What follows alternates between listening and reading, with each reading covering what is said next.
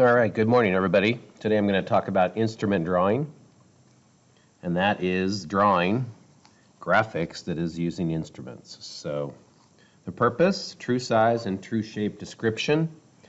Also, we want to position everything on the drawing, and we want to do it as clearly as possible. Remember that the dimensions, there's different parts to the dimensions, and we have to be aware of that because there's rules associated with them. The line that holds the text is the dimension line.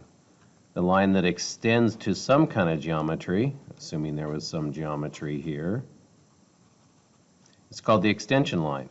And then there's a little extension of the extension line past the arrowhead. The arrowheads we're going to use are going to be long and filled in. So pull them out, long, and fill them in. And then all the text that we put down are going to have guidelines. But dimension line holds the dimension text, extension lines extends to the object. We cannot cross the dimension line. So that's one of the do's and don'ts of dimensioning that we want to follow. We want to keep all of the dimensions off of the object, assuming this is the object here, like these are, and then we want to stagger our text so they don't stack up to each other. We want to space our dimensioning away from the object consistently all the way around the object. So when you're thinking about dimensioning, one of the primary things you want to think about is just layout, and that the littler dimensions are going to go down before the longer dimensions. So for example, I may want to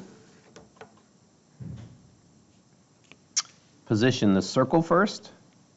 And instrument drawing says I'm going to use my straight edges and my T-square to get things nice and straight, right? So I'm not sketching, I'm actually laying out instrument lines. All right. When you dimensions, just think about positioning those smallest to largest. Like this position would happen before maybe the next dimension, which would be out to here, and then the next dimension out to here, so they would just stack up. And that's to avoid crossing these dimension lines, right? And then the text would go in here with some guidelines. All right, think about clustering your dimensions, keeping dimensions all in one area, kind of nice and neatly.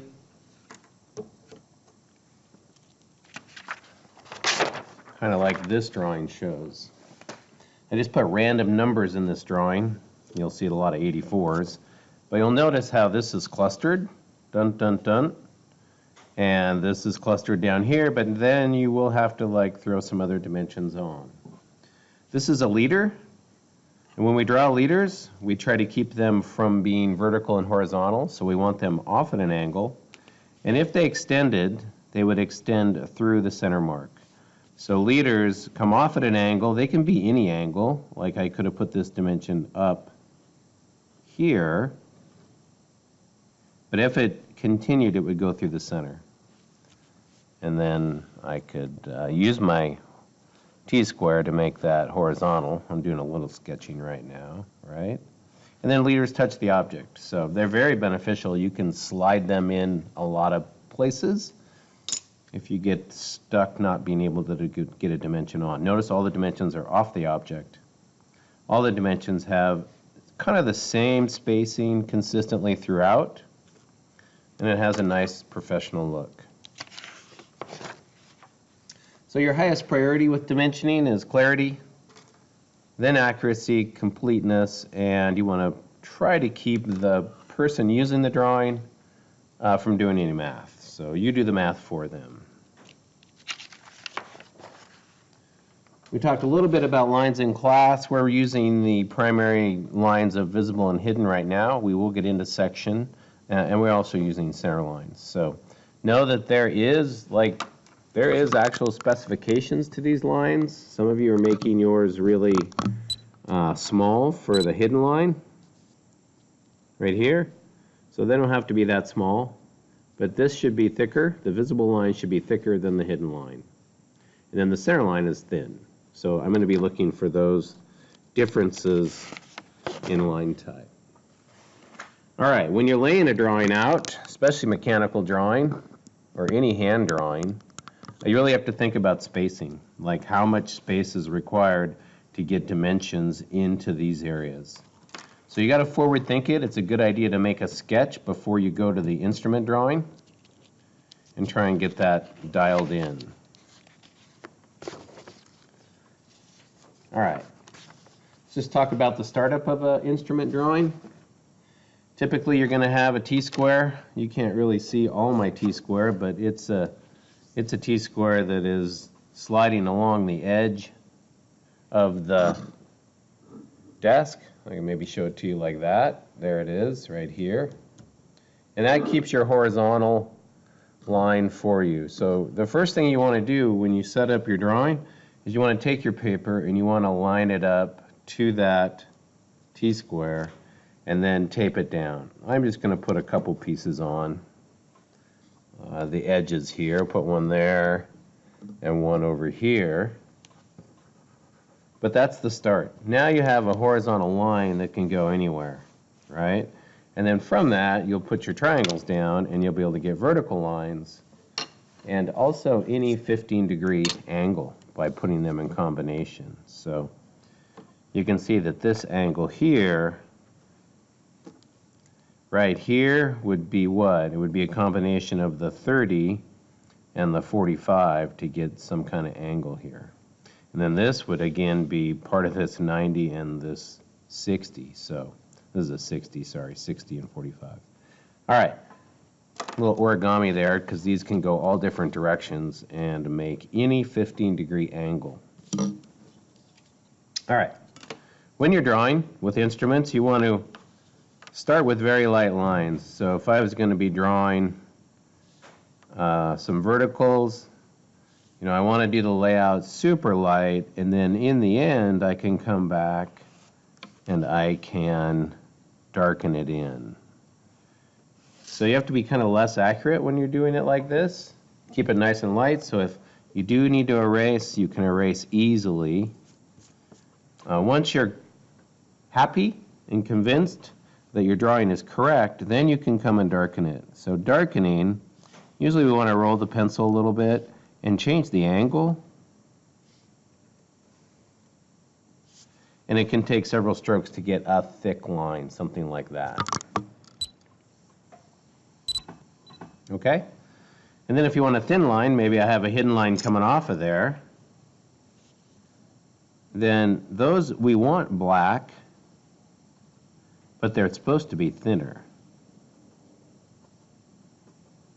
And they're not too small based on the drawing that you have going, but you'll notice it's still black and it's nice and thick here for visible lines and nice and thin here for hidden lines. That's what we want. If you have a center line, then that also, maybe that's marking a hole, then we want to extend that past the geometry. And if we're doing instrument drawing, then one of the tools we're hoping that you have is a circle template. Remember, the circle itself, that's a visible edge, so we try and get that nice and thick, and that is hard to get thick. You have to change the angle, and sometimes you actually can change the circle size, right? I could go down one and maybe get a little thicker if I wanted to.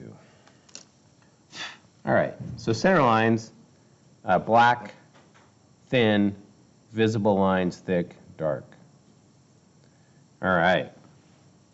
All text that goes down, whether that's in your title block or in on your drawing, right, for dimensions, there's 3/16 text, needs to have guidelines, and these guidelines should be super light. Like this one's actually a little too dark.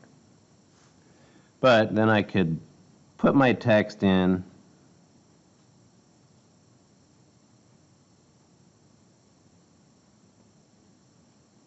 and keep it nice and straight. This is for the title block also, right? You'd want guidelines down here. Sometimes I just run them the entire length inside the title block. I'm kind of guessing at the height here just to make a point. But then I could use this within the title block and just, letter along. So we want guidelines in all of it. So that's instrument drawing. You're going to use your scale to create the exact size based on whatever scale you're working with. And you're going to create your orthographic projection 3 view and dimensions, all with these tools for instrument drawing. All right, good luck. The exercise that we have, I think it's lab 6. Oh, excuse me, I think it's lab 4. Yeah, lab 4. And it was number 6. It was this one that you were supposed to do front, top, and side. Actually, I think I just said front and top and a portrait orientation. So this is landscape, right? We want to go portrait with this exercise. All right, but it was discussed in class, and this video is just a backup in case you missed class. All right, good luck.